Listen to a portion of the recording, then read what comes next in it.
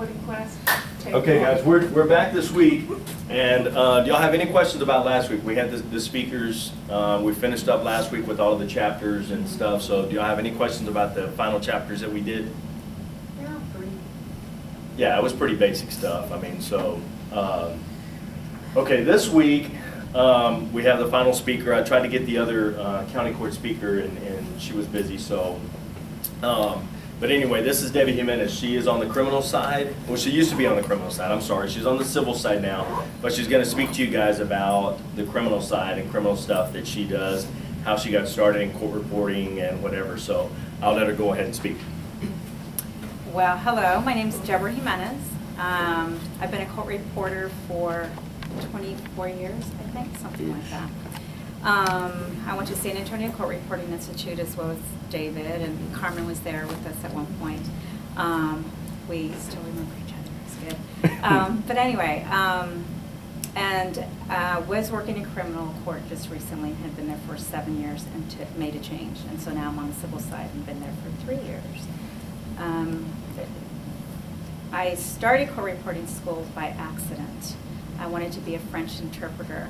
Little did anybody know, but anyway, I had this fantasy that I was going to go to college and I was going to learn French because my grandmother's French. And then I ran into a student. Her name is Joanne Vidal, who is now a court reporter, who kind of motivated me to do it because I typed really fast and I played the clarinet, and so I did stuff with my fingers. So anyway, so I decided to try it, and I actually came here. And this was back in 1984, I think, which is the year that I graduated. Anyway, I came here for a semester, realized, I wanted to buy a car. So I needed to go to work. So I had to drop this, and I started working at USAA. And once I was at USAA for a couple of years into USAA, I decided to go back to court reporting school, where I went to SACRI, San Antonio Court Reporting Institute. And then I was there.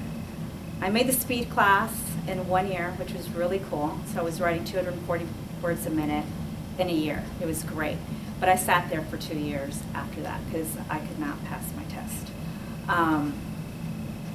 So I took the test like 3 times and I finally passed. So when you guys take it, you need to really keep doing it. If you really want to do it, do it. Because I did, and I really have obviously no regrets with it all, but I really enjoy it. Am I turning red? Because I feel like I'm turning red. I don't really like to do this kind of stuff. So, like I said, words are given to me, and I just write them and read them back. But anyway, so let me see. From there, I graduated finally, and I started working with Gaddis, Patricia Gaddis, and I worked with her for a couple of years. Probably the first year into it, though, I went and moved to Eagle Pass. I call it the Twilight Zone. But anyway, I worked there for a couple of years. I ran a firm there for her where we were really, really busy. There were no court reporting firms there, so we kind of tried to corner the market there. And eventually I moved to West Texas, and I worked in 5 different counties. I worked in Alpine, Marathon, Fort Davis. I can't think of the others, but anyway, there were a couple of others. But worked out there, and I was the official out there. I got very, very lucky. When I left the Twilight Zone, going to West Texas, which I call Mayberry. But anyway, they were looking for an official. So I was really lucky. I interviewed. It was between a few of us, and I got the position and worked there, having my first official position. But there we traveled the circuit. So like I said, there was 5 different counties. And we did civil and we did criminal. So I got a lot of experience doing that and realized I never want to take a depo again. Because I personally enjoyed court work. And then from that point, I moved back to San Antonio and started at Bexar County in 2001.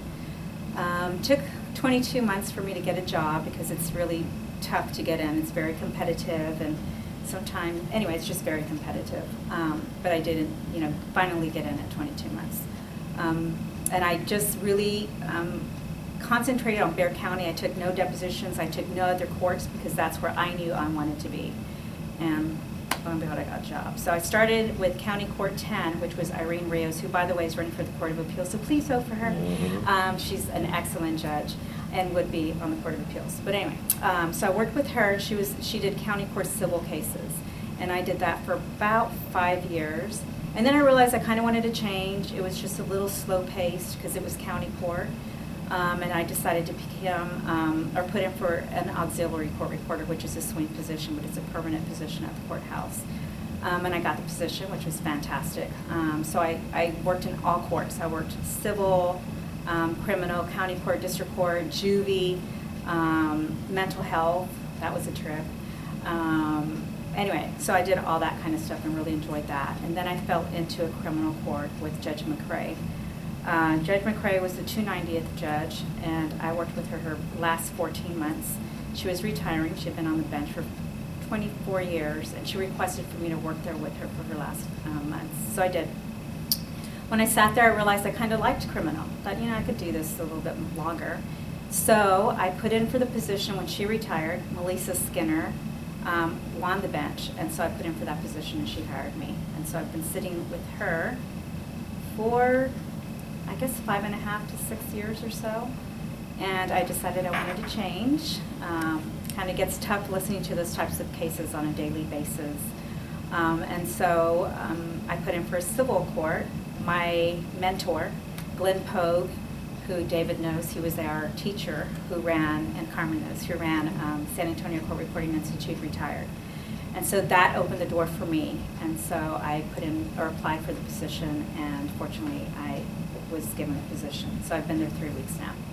So now I'm trying to get my groove on with the civil stuff, which is really difficult coming from criminal because the terminology is different. All the attorneys are different. And so anyway, so every day I'm kind of learning something at this point. I'm sure that I will for the next couple of years, trying to get everything down. So do you guys have any questions about either categories, like criminal or civil? Yes? The one question was some of us are getting ready to go take the written, and we've been doing different reviews, and one of them was about what do you do if the judge orders you to expunge your record? Have you ever encountered that, and how have you dealt with it? Because we weren't really sure. Expunge your record. It said expunge I the know what it record. is, and we didn't do it on the criminal side, and they do it on the, as bizarre as you would think it'd be handled on the criminal side because it's a criminal matter usually.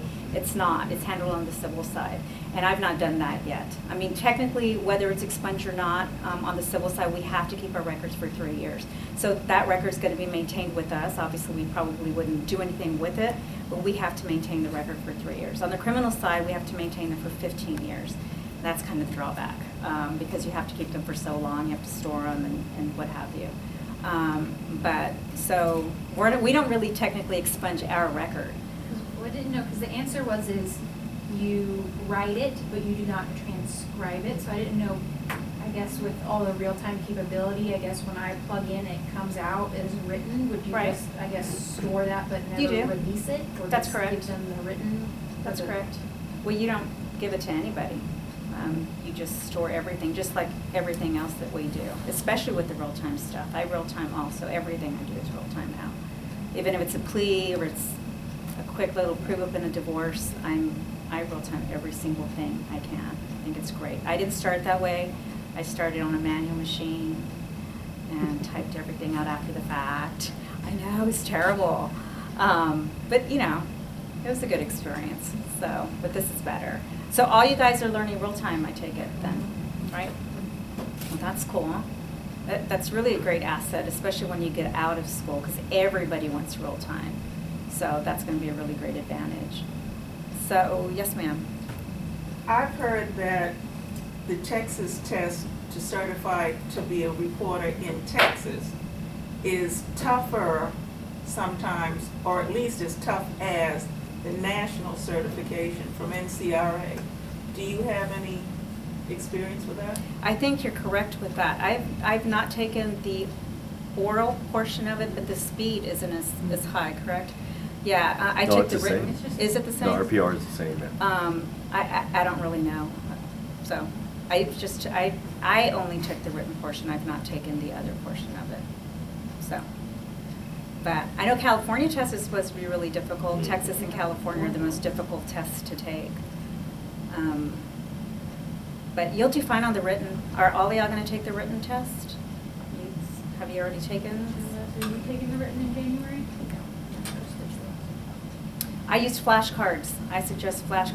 They're have just a some. My wonderful. stack is starting to. Yeah, become it gets overwhelming. I know for me, I had like stacks around the table, and I'd constantly study and set it down, do something, come back, and go back to them, and it really does stick. It did for me.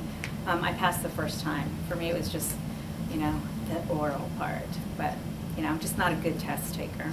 I could write it, I just could not get myself to pass. I finally did, and then when I did, I passed with 99s, which was fantastic. But nobody ever asks you that. They just ask if you passed or not. Yeah. So, do you have any questions, you guys, on criminal cases, maybe? How do you handle, I guess, the whole exhibit part with marking? How do you store, in terms of, I think criminal's different, I think you get actual physical objects as opposed to, I guess, more papers, I guess, on the civil side. What do you do with like guns and money? We don't usually get money, at least I haven't, on the district side. You may Fed, I don't over here, I think they probably don't. The most I've gotten was a huge box of cocaine that really shouldn't have been filed with us, and then the DA slit the little brick, and it was very different. But what we normally do is we mark them, or sometimes the ADA's assistant district attorney will mark it, and they hand them to us. And normally the way we store them, if it's any type of contraband, marijuana or knives, guns, I have to return that back to the sheriff's department or the police department, whatever agency it belongs to. So I keep it and then contact them, and they come pick it up. Actually I have some in my office right now, so sometimes they don't come pick them up. But I do, I've been lucky with that. But anyway, so normally we just kind of keep them until they pick them up. As far as for a record, obviously you can attach that to the transcript, so we take photographs of them, or I've not done this, I don't take photographs of them anymore, hadn't for a while. I just describe them, because you have to have a master index, and you describe your exhibits, and I've never had any conflict with it at all. So that's usually efficient enough for for the Court of Appeals. So, but normally they pick everything up. And the other stuff, then we check it into the criminal district filing with the clerks. And we have a log, and we just kind of fill everything out. They sign it, we both sign it, and they store it. So the county stores it, and they actually take it to a building. They repackage it, and they store it somewhere, and they keep it for 15 years. On the civil side, it's only 3 years, and the clerks actually keep it within that court. I'm not sure what you guys do. Same thing? Yeah, we keep them, the clerk files them. Yeah, so that's what they do on the civil side. And then you destroy them as time allows you to do that. So that's what we do with the exhibits. It might be nitpicky, but I guess I just trying to imagine what it would be like to be a reporter, because I've seen you guys kind of have like a little cubby. Where do you, as they give it to you, how do you guess, if it's a physical object, do you keep track of them in an orderly fashion, or do you just mark it and give it back? If you have to take pictures, I guess, what do you do with it during? When I'm in trial, I actually created this log, a sheet, and it'll list exhibits like for state and defendants, and the columns 1 through whatever, they have 100 or what have you, and then I quickly, as we're writing, because we're expected to do everything we're writing, and then number 4 is a gun, so I'll just quickly write gun, and they'll offer it. I had a check mark for offered, another check for admitted. And then that's how I'm able to keep a log of my stuff, because this last trial I'm working on, I think, has like close to 500 exhibits. And it was a horrible one. It was the deal with UTSA where the girls got kidnapped and then sexually assaulted. So there was tons of exhibits in that one. But anyway, so you really have to try to keep up with it, because we're obviously responsible for it. And usually, sometimes, I shouldn't say usually, but it's that large of a case, then the judge and I will go over everything. Okay, as far as what was offered and admitted. You don't have to keep what was marked. So that's kind of what I do. And then after each day, I do not let anybody leave until I have all my exhibits. So if I've got to be there for an hour, which usually I do with 500 exhibits, and they were just like, this particular case had chains, had vibrators, had knives, had a couple of guns. It was just, I couldn't believe the type of things that were in this case. This was probably my worst case. exhibit-wise. So anyway, so I really have to make sure I have every single thing, because obviously the jury's gonna wanna see it. They see it, but they're gonna wanna see it in the back. Sometimes they just wanna see it out of curiosity, you know, because some of these people haven't seen this kind of stuff. So, anyway, so that's kind of what we do with the exhibits. And it's kind of the same on the civil side as well. It's just not, it's just not to that level, I don't think. I haven't got one of those cases yet. It can be, but it's, in that situation, then it is just paper. All of it's usually paper. I'm pretty sure. So, or pictures or something like that. So, yeah. Okay, you guys have any other questions? So the answer to the question about the record, so it's 15 for criminal and then 3 for civil. Correct. And then, I guess a personal question is, in your courtroom, what software do you used to use, Eclipse or CaseNow?